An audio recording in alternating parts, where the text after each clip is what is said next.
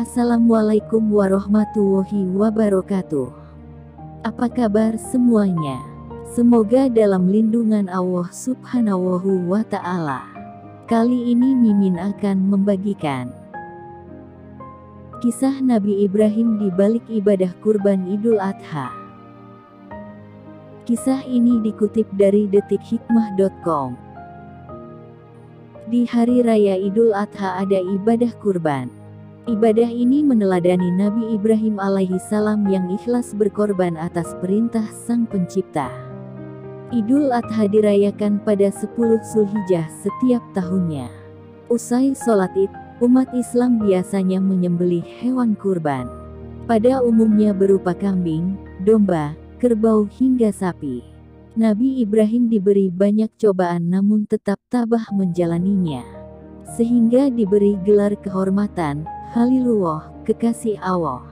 Kemudian Allah Subhanahu wa Ta'ala memerintahkan para malaikat untuk memberikan kekayaan berupa 1000 domba, 300 lembu, dan 100 unta sebagai bentuk ujian keimanan Nabi Ibrahim. Nyatanya, harta itu tak membuat beliau menjadi tinggi hati.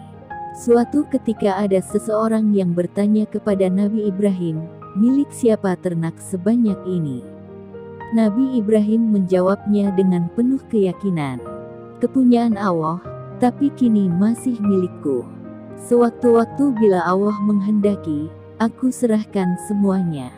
Jangankan cuma ternak, bila Allah meminta anak kesayanganku, niscaya akan aku serahkan juga, jawab Nabi Ibrahim alaihi salam.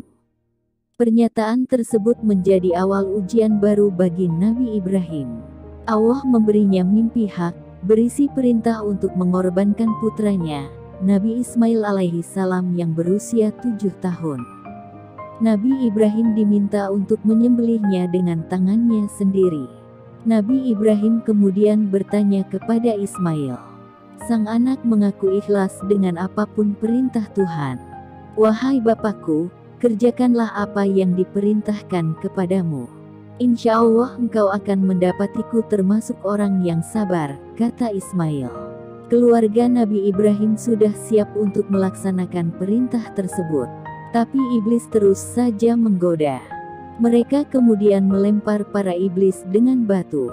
Aksi itu kemudian dikenang menjadi rangkaian ibadah haji, yakni melempar jumrah. Di hari penyembelihan, Ismail memberi pesan kepada Nabi Ibrahim untuk mengikat kaki dan tangannya supaya tidak dapat bergerak. Ia juga meminta sang ayah menghadapkan wajahnya ke tanah, agar tidak muncul rasa kasihan di tengah-tengah penyembelihan. Baju Ismail pun dilepas agar tak terciprat darah dan meninggalkan kenangan. Terakhir, pisau harus diasah setajam mungkin supaya penyembelihan selesai dalam waktu yang singkat. Setelah momen mengharukan itu selesai, Nabi Ibrahim menyembelih putranya. Anehnya, Ismail sama sekali tak tergores pisau. Sebab, bertepatan dengan penyembelihan tersebut, Allah Subhanahu wa Ta'ala membuka dinding yang menghalangi pandangan malaikat di langit dan bumi. Karena rasa takjub yang luar biasa melihat pengorbanan Nabi Ibrahim, malaikat tunduk dan bersujud kepada Allah Subhanahu wa Ta'ala. Ismail meminta ayahnya untuk melepaskan ikatan di kaki dan leher.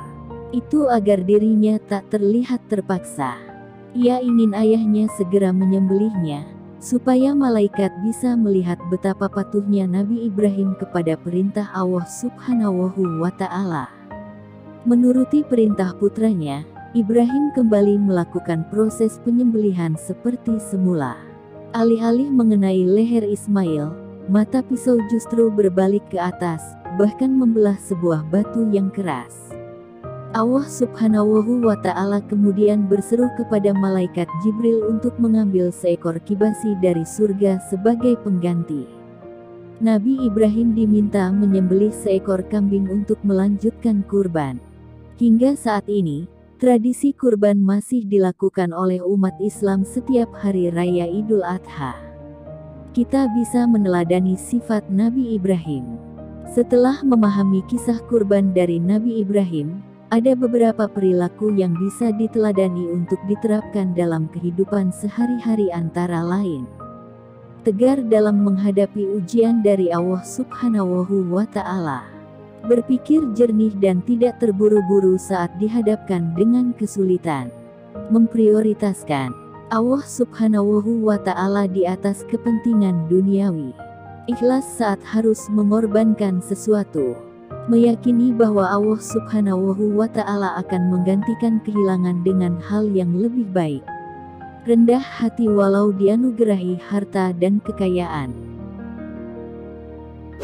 Demikian yang bisa kami sampaikan, semoga bermanfaat. Sekian.